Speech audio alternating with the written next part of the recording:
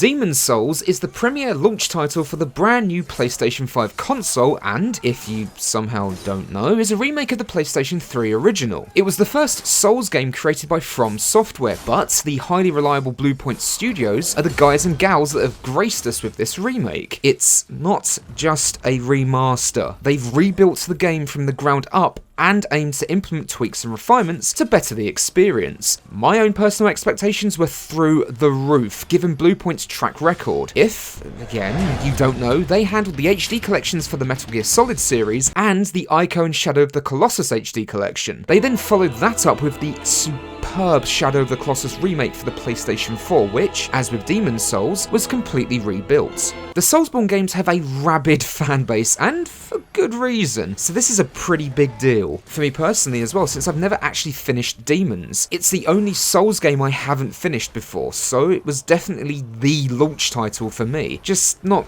Godfall, just nah. So, the question remains, is this a wonderfully crafted remake that does the series justice whilst updating the game with stunning graphics and gameplay tweaks? Or does it miss the mark and feel empty and rather, well, soulless? Well, brave slayers of demons, let's find out.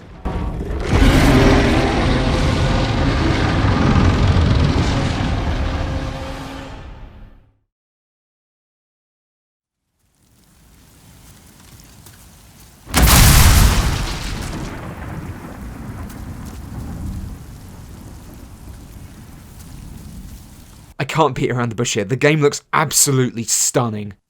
I'm not lying when I say that my jaw dropped countless times during my playthrough. In fact, a lot of the time when I was streaming the game on Twitch, I would catch myself constantly saying something like, "This look awesome, this looks so good." Each individual area is bursting at the seams with personality, with each region in the game's world having its own distinct look, feel, and colour scheme. For example, the castle of Boletaria looks just like you'd expect, a large medieval fantasy-style building/area, grey stonework and a cold fog occasionally broken by the sun beaming down from the sky. At the other end, we have the Tower of Latria, a place of otherworldly magics, with most locations enveloped in a green hue that hints at corruption. Even when you venture to Upper Latria, the sky itself seemingly has not escaped this. No humans are present besides those imprisoned or driven mad. It gives the entire region a feeling of oppression, as though the Witch King of Angmar himself would happily take up residence.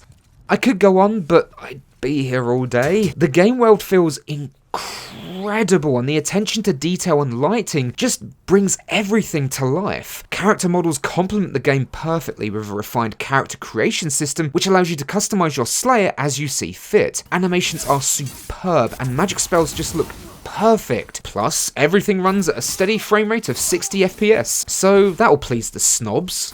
Of course, I can't really go without giving at least a brief mention to the NPCs you'll encounter. You have a heart of gold. Both friendly and hostile. If you know anything about Soulsborne games, you know that the quest lines aren't spelt out for you. But there is some great stuff here, especially if you allow yourself to get invested in these characters. One of which not only helps you with the battle against the Penetrator, but then shows up later to distract a dragon so you can enter King Alant's castle. When I finished the game, I also noticed some characters I hadn't met in the credits, and if you enjoy your experience, this will definitely enhance the replayability. Oh, and yeah, Patches is here, and he's still a dick.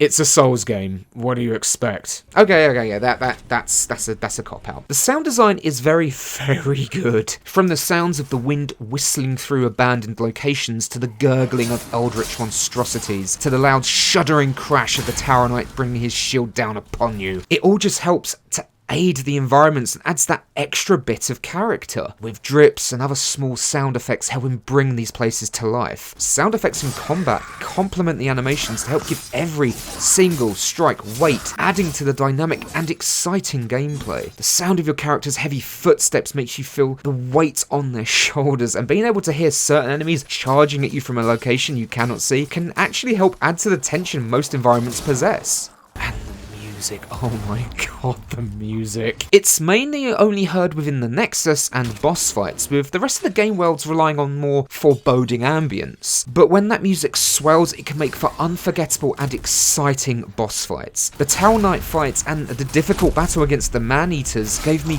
goosebumps and had me teetering on the edge of my seat. Sure, the gameplay is the main reasoning, but the fantastic score is what nearly had me falling off of my sofa. And the final boss fight, the use of the Demon Souls theme itself within this boss fight just deserves the biggest of chef kisses.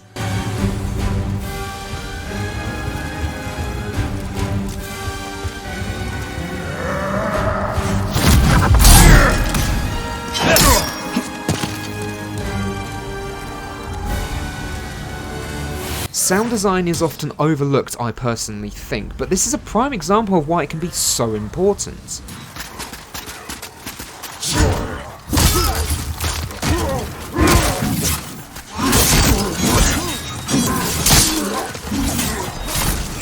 For the most part, the gameplay remains largely unchanged, with some small tweaking streamed throughout. Everything just feels slightly more responsive than before, and Bluepoint have done a bang-up job of recreating the feel of Soulsborne gameplay. Every single hit has impact and weight behind it. You feel the strikes through the wonderful animations and sound effects, whether you're landing a successful hit on an enemy or if they strike you first. This is only enhanced by the rumble feature within the PlayStation 5 controller. The strikes and slams of the Tower Knights, one of my personal favourite boss fights in the game, would send the perfect rumbles and vibrations through the controller. And as silly as this might sound, it made the fight feel all the more immersive and exciting. Everything just comes together so well. I did have a few niggling issues here and there. For example, in some areas, enemies don't appear to be impeded by narrow rooms or hallways in the same way that you are, and they can still successfully hit you through walls because of this. Either way, it just irritates me. And this is a minor thing, but there didn't appear to be many armor sets in the world, and I just ended up settling with the Blue Sentinel Knight set. However, there were NPC quest lines that I did miss, so there's a chance I missed some really sexy armor. Also, the PvP. Now, I am gonna get a lot of hate for this, but I've never been overly fond of the invasion/PvP system. Okay, you can stop throwing ow! Who throws a shoe? Hear me out. Look, it's a great idea, and I totally understand how and why people enjoy it. But personally, I just don't get anything out of it. It's why I'll never willingly invade someone, and we'll get to that, don't you worry. What I enjoy most about Soulsborne games is the sense of exploration, marveling at the environments and architecture, encountering horrifying and nightmarish enemies, and the exciting and challenging boss fights. What I don't like is having my progress hampered by pricks that have min-maxed their characters to buggery to make it almost impossible for me to defeat them, unless I min-max myself, and I don't want to do that. Meaning I either have to play offline or remain in soul form, which leads to my tendency barely altering. And this min-maxing business is made all the worse by some, at times, dodgy netcode. Now this was on release. Now, I'm not the best at PvP combat, and I will be the first to admit it. But here I'm doing okay against this guy. I evade an attack, and I find myself behind him. As I go to backstab him, he appears behind me in the blink of an eye, and bam,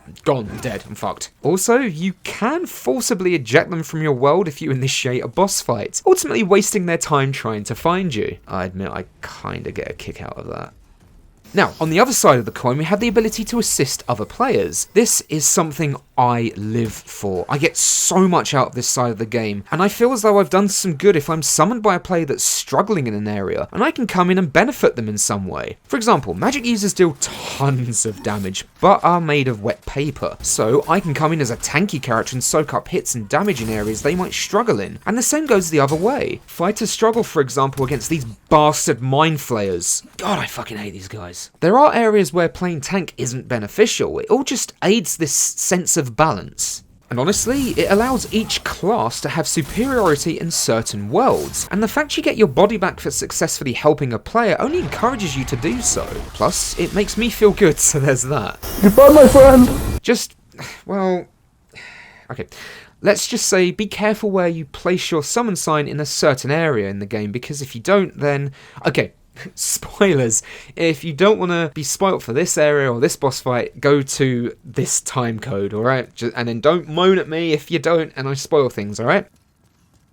Okay, good. So, anyway, as I was saying, if you place your summon sign down in Upper Latria, it could be anywhere in Latria, but I'm not 100% sure, and someone doesn't summon you within a set amount of time, then this yellow shitbag will summon you. Wrap this bloody thing around your head and bam, that's right, you are the final boss of the area. The first time it happened, my eyes widened and I was absolutely speechless.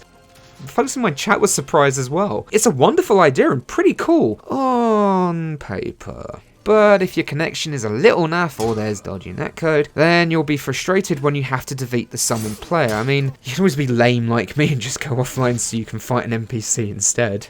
That's it.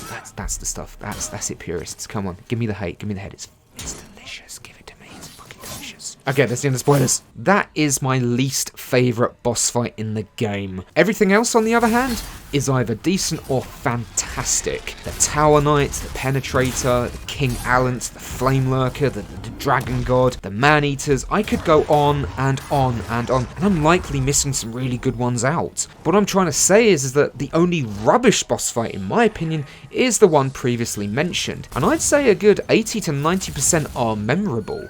At the end of each world, you must do battle with an archdemon, with only the Boletaria archdemon feeling like a traditional Soulsborne boss. The rest are more... I will say they're different. I'm not sure if that's the correct term, but anyway, for example, the Dragon God is not your typical Souls boss, as you have to safely avoid being punched by this colossal git and make your way to 2 massive ballistas. These are the only things that can help bring him down. It's actually a breath of fresh air and help mix up the boss fights. It's more puzzle-like. As expected, there's a sizable arsenal of weapons to choose from, all with their own attack speed, style, etc. Honestly, there's a weapon for everyone, and I cannot stress the importance of experimenting with different weapons. I know by now that a longsword is perfect for my knight's build, and once I managed to get my hands on the knight's sword and leveled it up to buggery, I was set and I was done for the rest of the game. But you might find yourself preferring a shield and spear combo, perhaps dual wielding daggers, or even going full buster sword two-handed, and that's only the melee weapons. There's also great magic and ranged weaponry and the boss soul weapons. These boss soul weapons basically encourage you to play through at least one more time with your current character through New Game Plus. I'm looking at you, Blue Blood Sword. If you're a veteran of the series, this will come as absolutely no surprise, but to level your character you have to speak to the Maiden in Black, who's not too dissimilar to the doll in Bloodborne. Here you can assign points to any stat you wish and the game tells you what it improves overall. It's simple but works perfectly for allowing you to better craft your character. You're almost always rewarded for exploration, and if your world tendency is either light or dark, then new areas will open up to you as well. Wait, how have I gone this long without properly mentioning the world tendency? Well, it's as good a place as any, isn't it? Each world has its own tendency, as well as your character themselves. Certain actions will gradually turn the tendency to light. For example, venturing through the world in your body as opposed to soul form, successfully killing bosses, killing black phantoms, and helping other players. However, if you die constantly, travel mainly in soul form, invade other players and whatnot, then you'll eventually turn the tendency dark. Now, while in either full version, new areas will open, allowing you to discover sets of armor, weapons, and items, and some new enemies. But there are positives and negatives to each. Light tendency means that enemies are weaker but drop less souls, making your time in that world far easier than usual. But like I said, you obtain less souls. In a dark tendency world, you'll find enemies tougher overall, and there will be additional enemies with this red aura around them, and they are really tanky. But on a positive note, you'll get more souls, so again, it's all about balance.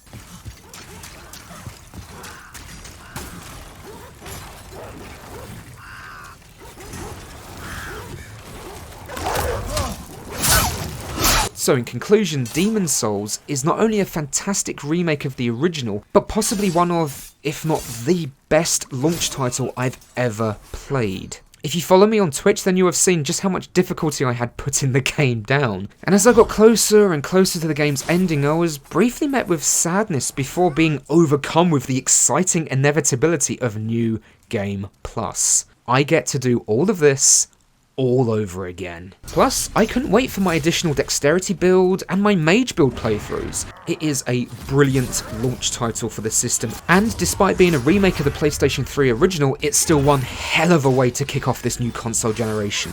Dying has never felt so good.